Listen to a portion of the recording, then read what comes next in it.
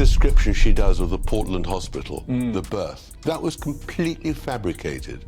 We all know, the first interviews, we all know that she never intended to go to the Portland hospital. She intended to have the baby at home. We know that they deceived the public about the birth data and time of the whole event. Tom Bower has never been afraid to expose royal. Tom Bower has never been shy about shaking the royal family tree, but this time, oh honey, he's gone for the roots. His latest bombshell is hitting harder than almost anything we've heard before. He's not just suggesting Meghan Markle was playing a little PR game during her pregnancy with Archie, he's flat out saying the whole thing was a carefully staged performance. Yes, you heard me. According to Bower, Meghan's glowing Duchess act at Portland Hospital was nothing but a glossy cover story.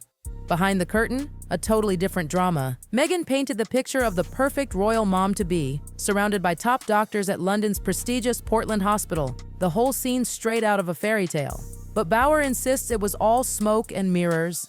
Allegedly, Meghan never intended to set foot in that hospital for the birth, not once. That entire hospital-ready narrative, fabricated, crafted, performed.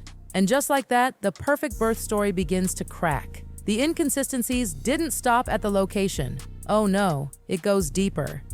Even the dates and times of Archie's birth were tangled in confusion. Some reports hinted Meghan had already given birth before the official announcement dropped. Others whispered that the palace shifted the timeline deliberately, as though they were following a script. Think about it. Why would anyone lie about something so natural, so pure, so human as a child's birth? Bower has one answer: control. Meghan and Harry, he claims, wanted to script every moment. From the first bump photo to the final announcement, they allegedly wanted the entire world dancing to their tune. What should have been a joyous celebration turned into the opening act of a mystery thriller, and once suspicion creeps in, it spreads like wildfire. People started noticing odd details. Meghan's baby bump seemed to grow, shrink, and even shift in strange ways. Photos just weeks apart didn't add up. And then came the whispers, the kind of whispers that echo in every corner of royal gossip. Was Meghan even pregnant, or was a surrogate carrying Archie? Yes, you read that right. Surrogacy, the one rumor the palace has always avoided addressing. If Archie's story was built on smoke, then what else was hidden? Could outside donors have been involved? Was it all a staged fairy tale? And as if that wasn't enough, the same cloud of confusion swirled again with little Lilibet. Same secrecy, same vague details, same carefully staged photos, no hospital steps, no casual family snaps, nothing natural or spontaneous, just curated, polished, controlled images. Critics began to wonder if Meghan's insistence on control was a mask hiding something far bigger. Now, here's where the story gets truly explosive. It's not just about Meghan and Harry's personal choices anymore. No, darling, this touches the very heart of the monarchy. Archie and Lilibet aren't just Meghan's children. They are royal heirs. Direct links in a line of succession stretching back centuries. If the whispers about surrogacy hold any truth, then the stakes go from scandalous to constitutional. Think about it. Questions over biological parentage aren't just rumors. They're challenges to legitimacy. Allegedly, this is why the whispers refuse to die. It's not simply gossip, it's about whether Archie and Lilibet's place in history could one day be erased. And here's the cruel contrast. While George, Charlotte, and Louis are paraded before the world at family events, smiling and waving, Archie and Lilibet are kept in the shadows. Their absence screams louder than words. Could it be, some ask, that the palace itself harbors quiet doubts it cannot risk voicing out loud? Is the distance deliberate? A way to avoid binding the monarchy too tightly to children whose legitimacy might someday be contested? For Harry, this question cuts like a knife. His children were supposed to be his legacy, his shield, proof that he had something beautiful and lasting outside the palace walls. But now, instead of securing his place, Archie and Lilibet's very existence has become a question mark hovering over the House of Windsor. If Meghan is the cool, unflinching director of this drama, then Harry is the unraveling star. Inside Montecito, sources whisper of a prince in crisis, pacing hallways, muttering to himself, growing paranoid, obsessed with tracking every headline, every rumor about his children. Fatherhood was Harry's anchor, the part of his story that healed the boy who once walked behind Diana's coffin. And now, allegedly, that anchor has become a weight dragging him down. The whispers about Archie and Lilibet's origin strike directly at his soul. He's panicked. He's emotional. Friends say he's been cracking for months. But these latest claims about lies, fabrications, surrogacy, they hit the deepest nerve of all. Because they don't just question Meghan, they question Harry himself, his legacy, his bloodline.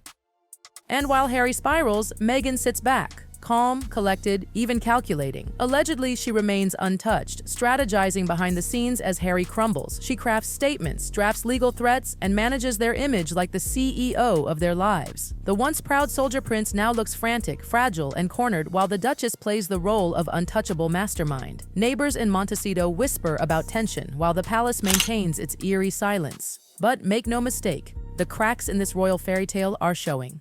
While Harry is allegedly falling apart, Meghan is said to be playing the long game. Calm, calculated, always 5 moves ahead, like a queen on a chessboard. Insiders describe what they call the Sussex split. Harry, frantic and desperate, while Meghan remains icy, strategic, and unshakable. One scrambling for emotional survival, the other shaping the narrative like a seasoned director. And Meghan, she knows the value of image. Every single photograph, every headline, every carefully worded statement, she treats them like pieces in her master plan. Critics whisper that if Harry looks weak while she looks strong, the balance of power tilts completely her way. It's not just marriage, it's branding. And in this branding game, perception is everything. But at the center of all this aren't Harry and Meghan at all. No, the real storm swirls around 2 little figures we rarely see. Archie and Lilibet, unlike George, Charlotte, and Louis, who are regularly seen smiling at Trooping the Color or tagging along at royal events, the Sussex children live in near shadows. Their appearances are rare, their photos curated, their images staged with deliberate precision. And here's the kicker. Insiders whisper this isn't just Harry and Meghan's doing. Allegedly, the palace itself has chosen to keep the Sussex children at arm's length. Why?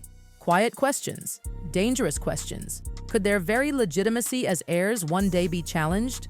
That's the kind of scandal so volatile, no official statement can ever touch it. But silence, darling, doesn't end speculation, it feeds it. Every missed event, every delayed photo release, every image critics claim looks edited only fuels more whispers. And when children, innocent children, become the centerpiece of this drama, it's no longer just a tabloid squabble. It's a constitutional crisis in the making. At first, Archie and Lilibet were supposed to symbolize freedom, proof that Meghan and Harry could break from the palace and still create their modern fairy tale family. But instead, Tom Bower's revelations flip the narrative. Suddenly, the children aren't shields protecting Meghan and Harry's image. They're the very storm cloud hovering over them. For Harry, this reality is devastating. For Meghan, it's just another challenge to manage, another chapter in her script. And for the palace, it's a ticking time bomb. What happens if one day those whispers can no longer be ignored? And how did the palace respond as the storm grew louder? With silence. Cold, deliberate silence. No clarifications, no defenses, not even a soft denial. Nothing. Insiders claim this is strategy, an old lesson from the royal playbook. By refusing to engage, the monarchy stays above the fray, letting the Sussexes burn while the crown remains untouchable. But here's the thing. Silence can scream louder than words. For the public, every day without a statement raises new questions. If there's nothing to hide, why not address it? If the children's legitimacy is secure, why not shut down the gossip once and for all? The lack of answers leaves a vacuum. And we all know what fills a vacuum: rumors, suspicions, and endless speculation. And while all this plays out, another thread weaves its way through the Sussex saga: money. Oh yes, the whispers of greed. Insiders claim Meghan and Harry are constantly chasing deals, freebies, and financial gain. Free luxury homes, borrowed private jets, glamorous gifts, they became known in hushed tones by one word: grifters. A label that stung, but one critic say stuck. Allegedly, Meghan doesn't just view money as necessity, she sees it as strategy. The Netflix deal, the Spotify contract, even those rare, polished photos of Archie and Lilibet, everything was seen through the lens of financial opportunity. Some sources even go as far as claiming Meghan once considered abandoning the Windsor name altogether, rebranding the family under the Spencer name. Why? To crown herself the new Diana, the heiress to a powerful legacy. The move would shift the narrative, tie her to the public's eternal sympathy for Diana, and, most importantly, unlock enormous commercial value. But greed and mystery are a dangerous cocktail. Each contract, each glossy deal, each staged photo only fueled the suspicion.